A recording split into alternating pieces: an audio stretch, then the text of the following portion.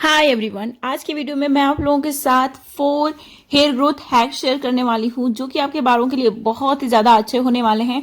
आप फॉलो करेंगे तभी आपको बेनिफिट मिलेगा, इसलिए फॉलो करना सबसे ज्यादा जरूरी है। अगर आप बिलीव करके इन स्टेप्स को फॉलो करते हैं ना तो आपके बाल बहुत ही जल्दी अच्छे हो जाएंगे और आप मुझे बहुत थैंक यू भी बोलने वाले हैं, क्योंकि ये जो हैक्स हैं वो मैंने टाइम के साथ लर्न किया है और मैं खुद भी ट्राई करती हूँ, इसीलिए मुझे अपने बालों में बहुत ही ह्यूज डिफरेंस देखने को मिला है।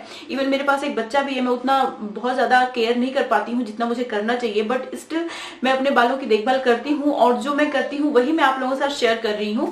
तो चलिए फटाफट वीडियो शुरू कर लेते हैं। वीडियो शुरू करने से पहले आप मेरे चैनल को सब्सक्राइब जरूर कर लीजिए, साथ ही बेल आइकन को जरूर प्रेस करिएगा ताकि आपसे मेरी वीडियो मिस ना हो जाए। और अब चलिए बिना किसी देरी की वीडियो शुरू करते हैं। तो इस हेयर ग्रोथ हैक में जो सबसे नंबर 1 पे है वो है ऑयलिंग करना। शैम्पू करने से पहले आपको अपने बालों में ऑयल जरूर लगाना चाहिए। इसके फायदे बहुत सारे हैं।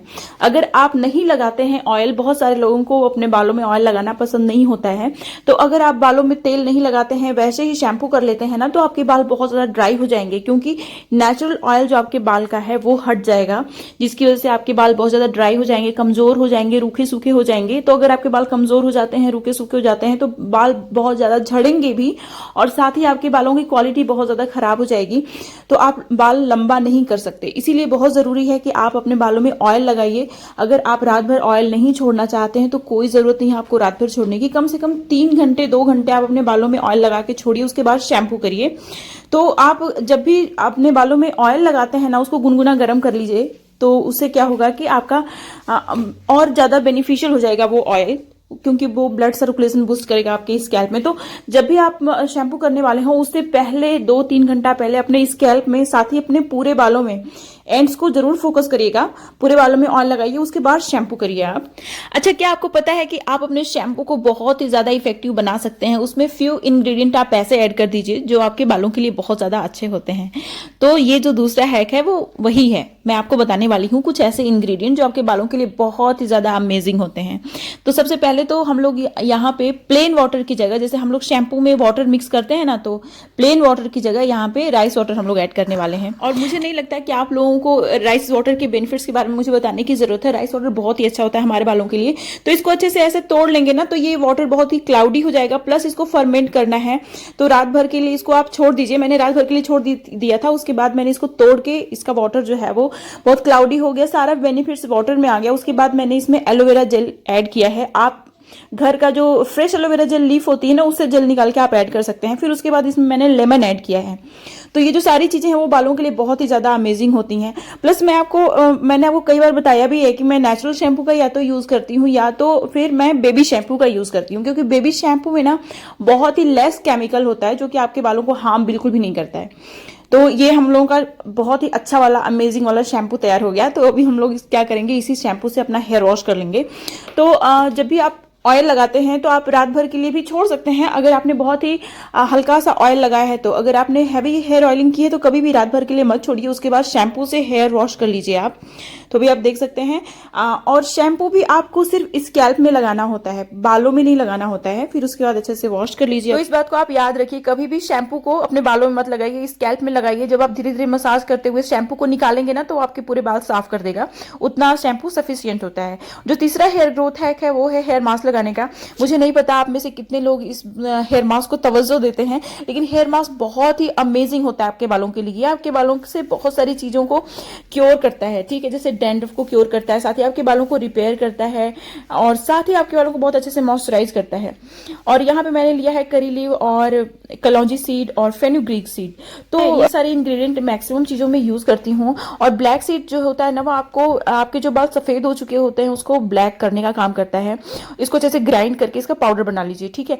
पता नहीं, मैं कुछ दिनों से देख रही हूँ ना कि मेरे जो बाल सफेद हो चुके थे वो वापस से ब्लैक होना शुरू हो गए हैं। अभी मैं पूरा 100% नहीं कह सकती, मैं थोड़े दिन और ऑब्जर्व करूंगी। जो हेयर मास्क मैं लगाती हूँ वो लगाती रहूंगी और मैं ऑब्जर्व करूंगी। मुझे अगर डिफरेंस दिखेगा ना बहुत ज्यादा, अगर मुझे ऐसा लगेगा कि सच में जो बाल सफेद थे मेरे पूरे ब्लैक हो गए हैं, तो मैं आप लोगों के साथ जरूर शेयर करूंगी।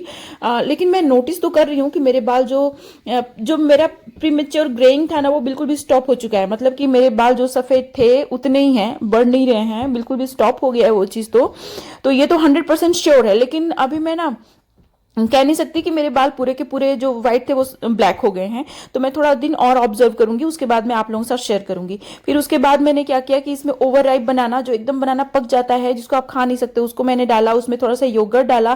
फिर उसके बाद जो मैंने सोक किया था फेनुग्रीक सीड, कलौंजी सीड और ग्राइंड करके वो सारी चीजें मैंने डाल दी इसमें, उसको मैंने ओवरनाइट के लिए छोड़ दिया था, ठीक है। फिर उसके बाद सिसमी ऑयल मैंने डाला, उसके बाद यहाँ पे कैस्टर ऑयल में डाल रही हूँ।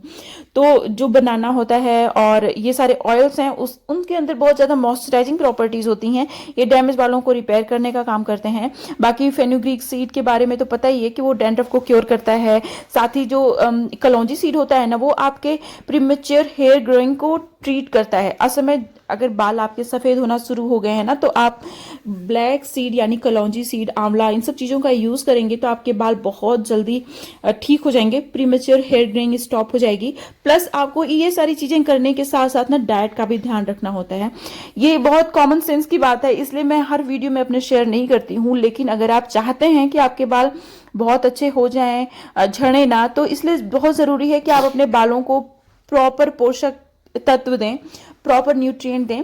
तो अच्छा, आप हेल्दी खाना भी खाइए, साथ ही ये सारी चीजें जो मैंने यहाँ पे बताया है आप यूज करते हैं तो आपको बहुत ही ह्यूज डिफरेंस देखने को मिलेगा, इस बात की तो मैं गारंटी दे सकती हूँ।